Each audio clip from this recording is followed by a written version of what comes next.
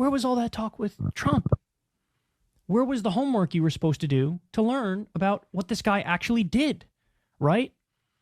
Nothing serious came up. What's going on, you guys? Today we have Joe Rogan getting slammed by the Vanguard, getting slammed by Kyle Kulinski. They are all fed up with Joe Rogan's propaganda, with Joe Rogan's phoniness, with his lies. I'm giving my commentary as well. Let's watch. I actually think this is irrelevant, Gavin. I actually think it's irrelevant whether or not Joe Rogan was ever a good guy. I think it's irrelevant whether or not he was ever authentically interested in progressive politics and moving the ball forward. I don't care if it was all cosplay. What Kyle did that was very, very important was he was the voice for the left on that podcast. He went on half a dozen times and he always gave a full-throated, relatable, non-cringe, class-based, I'm not throwing any marginalized groups under the bus, but I am prioritizing things that will lift all boats. He made it accessible for Rogan. When Rogan would throw out bullshit at him, they argued about Medicare for all one time. And he was like, no, Joe, remember, we already talked about this the last time I came on. You actually agreed with me and you made a great point when we were talking about the fire department. And I remember that Kyle used that rhetorical tactic. That was awesome because he made Joe right, even when Joe was like, even when he was correcting him. He was like, oh, no, Joe, remember the last time I was on here, you made this great point. That also is my point that I fed to you, right? But then bringing it back up and him being like, oh, yeah, that is right. I do kind of see that, right? And it rationalized it. It planted the seed in his audience. And Kyle was never the blue-haired SJW liberal that all of Joe Rogan's like intellectual dark web guests would portray him as. So even if, Kyle may have sincerely believed that he was reaching Joe, and we'll never know if he was, he played such a role culturally and making sure that Bernie Sanders was part of Joe Rogan's worldview, getting Bernie on the podcast, right? These things had tremendous value as we're seeing now. So I don't think that Kyle should feel the least bit of shame. I think the way that he approached this situation tactically was perfect. And he was probably one of the key reasons that Joe Rogan was able to hold on to not being a right-winger for so long.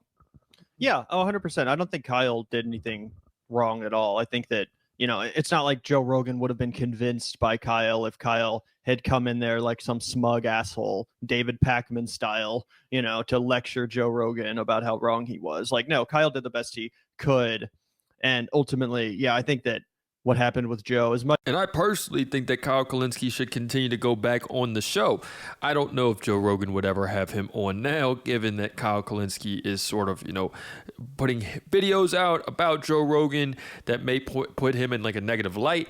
But I think that it's important to always have two opposing views come together. Now if you look at Joe Rogan's audience, or not even audience, but who he has on, it's going to be the same comedians. Tim Dillon's going to be on there again in about 2 months. He was just on. Then you're going to have Elon Musk on again in the next month or two. It's just a recycled group of characters that he is now putting on that doesn't challenge any of their viewpoints. They all just joke about the same crap, and they all sort of have this bleak outlook on what's going to happen next. And it's like, okay, well, it's out of our hands. Oh, it's the other country's fault. It's not our fault. And yeah, it's just becoming such a one-dimensional take that I think it is important to have two different sides, even if they're two very radical different sides. I think that's even better to have two opposite ends of the spectrum coming together. And even if they do disagree, they can always agree to disagree. Against virtually everything he claims to believe in, right? And because of his humanization of Trump, because of his patty cakes interview with Trump, it had the exact effect that Joe himself feared it could have. Humanized him enough where it got him more votes. And look, what I would say to Joe is this video here is heavy on policy. Where was all that talk with Trump? Where was the homework you were supposed to do to learn about what this guy actually did, right? Nothing serious came up. He didn't talk about Trump signing a bill to gut internet privacy rights, a bill that had 6% support. He didn't talk about Trump trying to do his healthcare bill, which was called Trump Care, which overturned protections for pre-existing conditions.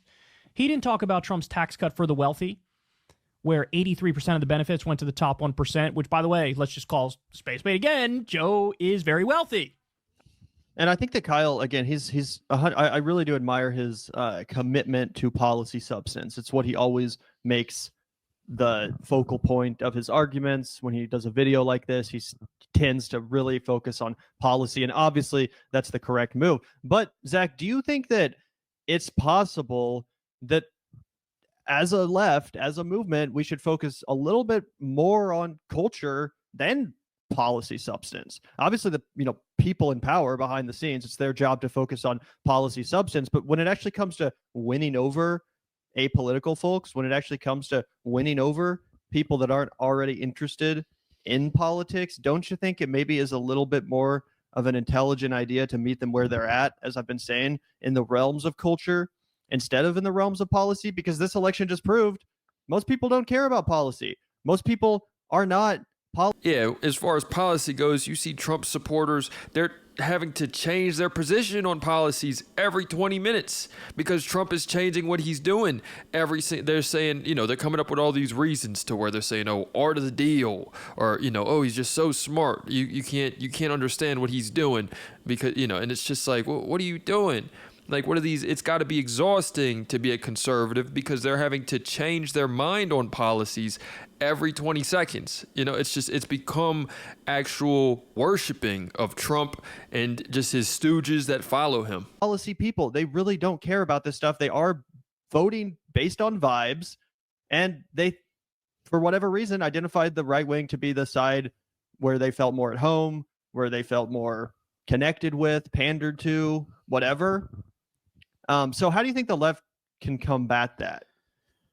For one, I mean, we talked a little bit about the fundamental thing as far as a media onslaught would go, right? And that's the one thing that we can really impact and move the needle on over here, if we can move the needle and impact anything, right? As far as from policy standpoints, we have to start winning on economic talking points. We have to start prioritizing the economy. We have to start talking about, I think, grocery prices. I think we have to start talking about the lived experience and day-to-day of the average American voter far more.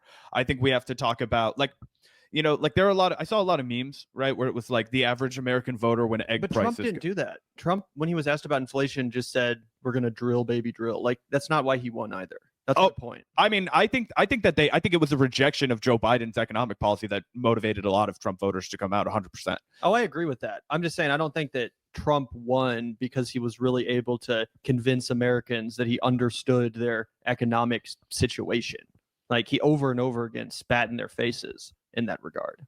There we have it, you guys. We have the state of the conservative media at this point. We see what their strategy is. They have completely taken over the bro influencers, whether that be, Nelk Boys, whether that be anything. They literally put Linda McMahon, I think that's her name, Vince McMahon's wife, on their team. They she's in charge of something. God forbid, I don't even know what she's in charge of. Somebody let me know what she's in charge of. But she was a part of the wrestling division. If you guys never watched this movie, watch Idiocracy. It almost feels like it's planned out. This is sort of what convinces me that this is nothing but just this is all just one giant show for somebody. Because they literally put a wrestler, his wife, in charge of something. And that's what they're doing. They've completely targeted these young men, the bros, and we could see that was their move. Let me know what you guys think in the comments. It's another day in the progressive way.